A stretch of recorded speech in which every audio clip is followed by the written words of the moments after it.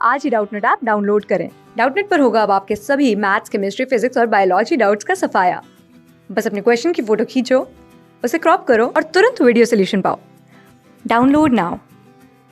Hi students, तो इस question में दिया गया है to skaters, one with mass 75 kg and the other with mass 40 kg, stand on an ice rink holding a pole of length 10 meter, ठीक है, and negligible mass. Starting from the end of the starting from the ends of the pole, the skater pulls themselves along the pole until they meet. ठीक है, तो skaters क्या करते हैं, end of the पोल से start करके वो दोनों skaters पहले वो दोनों एंड ऑफ द पोल पे हैं, फिर वो दोनों एक मतलब पोल को खींचते हैं ताकि वो लोग आके मतलब पोल को खींचते हैं ताकि रिएक्शन फोर्स की वजह से वो लोग आके अल्टीमेटली पोल पे हम लोग पोल का किसी पॉइंट पे आके मीट करें. How far does the 40 kg skater move, तो कितना मूव करेगा 40 kg स्केटर को ताकि वो लोग मीट करें. ठीक है, तो इस क्वेश्चन को करने के लिए हम लोग क्या करते हैं, हम लोग अलॉन्ग एक्स एक्सिस मान लेते हैं, हम लोग का पोल है ऐसे. ठीक है, ये ऐसे हम लोग का, ये हम लोग का एक्स एक्सिस हो गया और ये मान लो ये है हम लोग का वाई एक्सिस. वाई एक्सिस ज़्यादा लंबा चाहिए नहीं क्योंकि हम लोग ये एक्स एक्सिस में पूरा काम करेंगे. Now this is along x axis. Now x axis ना हम लोग मान लेते हैं कि ये जो हम लोग का पोल है, ये पोल का लेंथ दिया गया है 10 metre. It has negligible mass, मतलब इन दो मास सिस्टम जो है, मतलब दोनों स्केटर का जो मासेस है, उस उनके वजह से जो एक हम लोग का सिस्टम बनेगा उसमें ये जो पोल है उसमें उसका कोई इफेक्ट नहीं होगा. ठीक है, पोल को हम लोग ले लेते हैं मान लो ऐसे, यहाँ से यहाँ तक. ठीक है, ये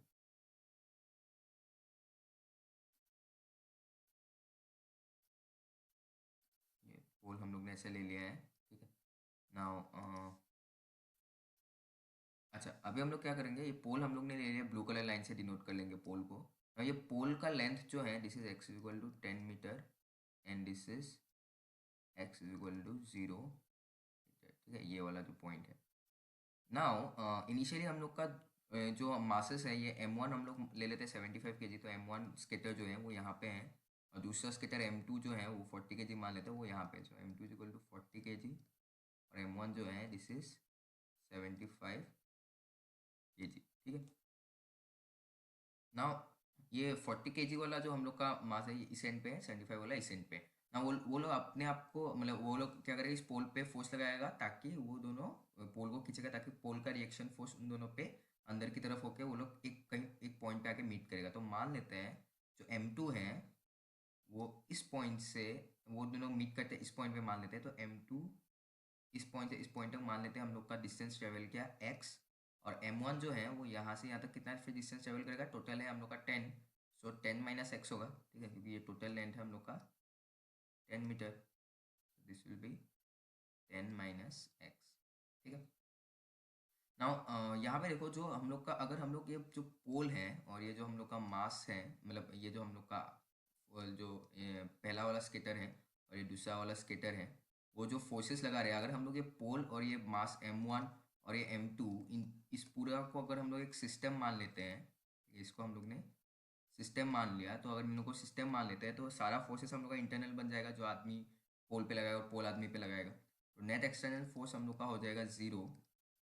अगर नेट एक्सटर्नल फोर्स 0 है तो हम लोग का क्या होगा, जो हम लोग का एक्सलेरेशन ऑफ सेंटर ऑफ मास जो है वो हम लोग का हो जाएगा 0. ठीक है, तो अगर हम लोग का acceleration of centre of mass 0 है तो इसका मतलब क्या होगा, जो हम लोग का सेंटर ऑफ मास इनिशियली जो स्टेट में था उसी स्टेट में रहेगा. इनिशियली जो सेंटर ऑफ मास था, तो दोनों स्केटर्स बस खड़े थे, तो सेंटर ऑफ मास भी रेस्ट पे रहा होगा इनका. ठीक है, तो हम लोग का initial state of centre of मास भी रेस्ट पे होगा. आफ्टर मतलब इन दोनों का मूवमेंट जब होगा यहाँ तक, उसके बाद भी इन दोनों का, इस पूरे मतलब पूरा सिस्टम का सेंटर ऑफ मास भी उसी पॉइंट पे रहेगा.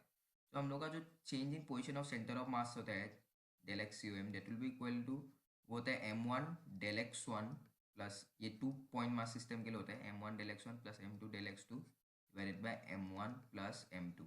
ठीक है, and this del x will be equal to 0, क्योंकि हम लोग acceleration of centre of mass 0 रहे हैं, तो इनिशियल जो स्टेट होगा वही बाद में वही भी स्टेट रहेगा उसका. ठीक है, तो del x will be equal to 0, तो हम लोग को मिलेगा मिलेगा m1 del x1 will be equal to minus of m2 del x2, ठीक है ना। m1 है हम लोग का 75 kg वाला मास, और उसका डिस्प्लेसमेंट जो है वो इस साइड में होता है, पॉजिटिव एक्स एक्सिस की तरफ। तो डेल x1 जो है ये m1 हम लोग लिखेंगे 75 और डेल x1 हम लोग का आएगा 10 माइनस एक्स, ठीक है। This will be equal to minus m2, अच्छा सॉरी m2 हम लोग का क्या है, m2 है हम लोग का कितना 40 kg, और डेल x2 जो है वो हम लोग का क्या है, डेल x2 हम लोग का नेगेटिव एक्स एक्सिस की तरफ डिस्प्लेसमेंट है, वो है हम लोग का x, ये मतलब m2 का डिस्प्लेसमेंट नेगेटिव एक्स एक्सिस की तरफ है, और वो डिस्प्लेसमेंट हम लोग का x है अमाउंट, तो ये हम लोग माइनस एक्स लेंगे, ठीक है। This will be equal del x2 will be equal to minus x, तो इससे हम लोग को मिलेगा 750 will be equal to minus 75x मिलता है, जिसको हम लोग इस साइड में लेके आएंगे। यहाँ पे हम लोग को minus minus plus 40x plus इस साइड से 75x, तो x जो है यहाँ से 40 प्लस 75 हम लोग को मिलता है 115, 750 बाय 115, 5 कितना आ जाएगा, 5 150 जार 750 एंड 5 2 जार 10, 5 जार 15, 23।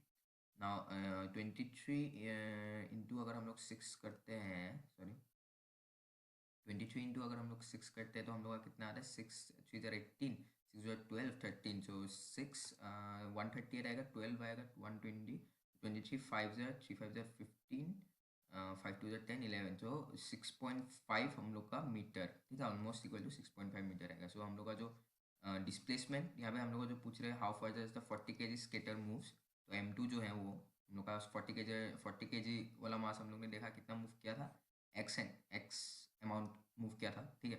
तो हम लोग का वो कितना आ जाएगा, that we found it to be 6.5 metre, ठीक है। Thank you student. क्लास 6 से 12 से लेके नीट IIT JEE मेंस और एडवांस के लेवल तक 10 मिलियन से ज़्यादा स्टूडेंट्स का भरोसा। आज ही डाउनलोड करें डाउटनेट ऐप या व्हाट्सएप कीजिए अपने डाउट्स 8400 400 400 पर।